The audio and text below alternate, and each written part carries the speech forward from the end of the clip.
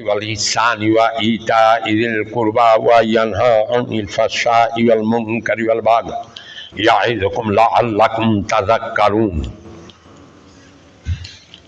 صدق الله العلي العظيم قال رسول الله صلى الله عليه وسلم خيركم من تعلم القرآن وعلمه وصدق رسوله النبي الكريم محترم अत्र माद्रासार सम्मानित मुहतामिम सम्मानित उलमाए हजरत दामत बरकातुहुल आलिया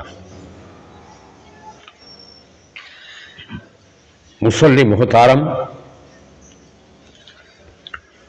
पारा धाराबाहिकता चलतेছিল বর্তমানে আমি একটা কিতাব কোরআন সম্পর্কে একটি কিতাব রচনা করতেছি চূড়ান্ত লেখা চলতেছে এখন খসড়া হয়ে গেছে 8টা পরিচ্ছেদ কিতাবের নাম হচ্ছে মহাসত্য মহিমাময় কুরআন 8টা পরিচ্ছেদে একটি খণ্ড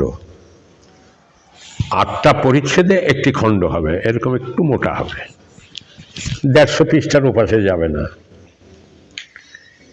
পুস্তকটির নাম হচ্ছে মহাসত্য মহিমাময় কুরআন পরিচ্ছেদ প্রথমটা হচ্ছে মহাসত্য মহিমাময় কুরআন দ্বিতীয় পরিচ্ছেদ হচ্ছে আল কোরআনে মহান আল্লাহর পরিচয় ও তার একাত্মবাদ তৃতীয় পরিচ্ছেদ হচ্ছে আল কোরআনের গণিতিক বিজ্ঞান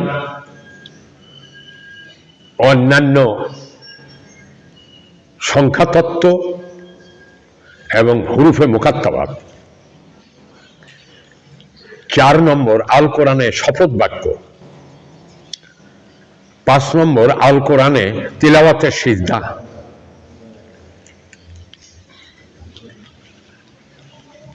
6 নম্বর আল কোরআনে সৃষ্টি জগৎ যেটা আগে একটা আপনাদের কাছে একটা বই বেরোয়েছে পাতলা করে আল কোরআন ওইটাকে ইন ডিটেলস আনা হয়েছে ওইটাতে ছিল কোন সূরার কত নম্বর আয়াতে বালতি খুন্তা কোদাল লাঠি দড়ি ছিল ওই আগে যেটা বইটা বেরোয়েছে কিন্তু ওইটাকে আমি এই পুস্তকের মধ্যে 6 নম্বর পরিচ্ছেদ করেছি কিন্তু এবার আয়াত এনে দিচ্ছি আয়াত নম্বরও ছিল আগে ওই ছোট পাতলা বইটা কিন্তু এইটার মধ্যে আমি আয়াত এনে দিচ্ছি সমস্ত আয়াত এরপরে 7 নম্বর হচ্ছে আল কোরআন থেকে উপদেশ ও শিক্ষা গ্রহণ 8 নম্বর হচ্ছে আল কোরআনের অন্যান্য বিবিধ বিষয় এই নিয়ে 8টি পরিচ্ছেদে একটি খণ্ড যদি আল্লাহ হায়াতে বাঁচায় রাখেন এবং তৌফিক দেন তাহলে দ্বিতীয় খণ্ড লিখব এরকম 8টা পরিচ্ছেদ নিয়ে এই জন্যে কিছুদিন ধারাবাহিকতা বন্ধ আছে পাড়ার সব জায়গায় না কিছু কিছু জায়গায় ধারাবাহিকতা পাড়ার ধারাবাহিকতা আমাদের আসলে ছিল হলো সূরা আহজাব কিন্তু এটা আমি স্থগিত রাখছি অনেক জায়গায় এরকম পাড়া বন্ধ করে রাখা হয়েছে আমরা আজকে আপনাদের সামনে আলোচনা রাখতেছি সূরা আনামের 151 নম্বর আয়াত বিসমিল্লাহির রহমানির রহিম قل تعالوا أتل ما حرم ربكم عليكم ألا تشركوا به شيئا وبالوالدين إحسانا বিসমিল্লাহির রহমানির রহিম আপনি বলে দেন যে তোমরা এসো আমি তোমাদেরকে ওই সমস্ত বিষয় পাঠ করে শোনাই যা আল্লাহ তোমাদের জন্য নিষিদ্ধ করে দিয়েছেন তা হচ্ছে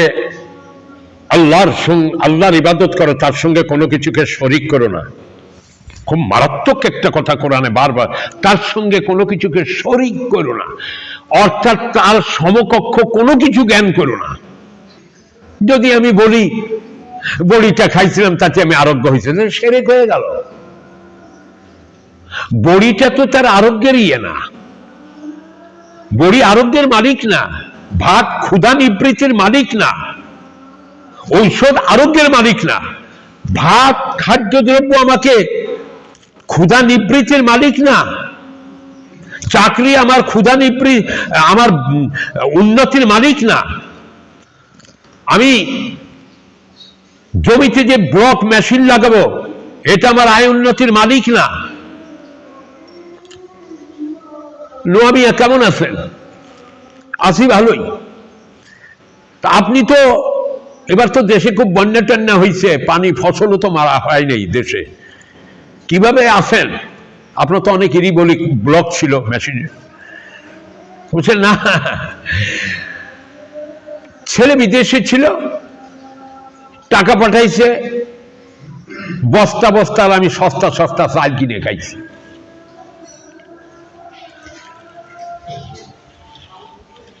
এই গেল একটা। কি ব্যাপার? আসো, বের হয়ে আসো, জেলখানা থেকে বের হয়ে আসতেছে পুলিশ সইটই করে। তোরে তো বাইর করতে পারতাম না, ঢাকা থেকে আমরা উকিল হায়ার করে এনে তারপরে জামিন করাইছি। সময় মতো যদি তোর আমাকে ঢাকায় না নিতে আর বড় ডাক্তার না দেখে ফেলতে মরে যেতাম। সব সেরেক কথা চলতেছে। ভাবলি যে তুমি এসে দাঁড়াইছিলে, না তো আমি মরে যেতাম। হ্যাঁ, মরে তো যেতি। বিদ্যুতে তার ঝড়ে পড়ে আছে, 250 ভোল্ট চলছে। তুই তো জানিস না, একটু আগে একটা গরু মরে গেছে। আমি তোরে দেখছি, তুই তো তারে পা জড়াবে, আমি তাড়াতাড়ি টেনে ধরিয়ে করছি। ঠিকই বলছি, বাকি যদি আসছিলে নাইতে মারা যেতাম। বড় মিয়া, যদি আপনি 200 টাকা আজকে আমাকে না দেন, আমি ছেলে পেলে নিয়ে না খাই মরবো।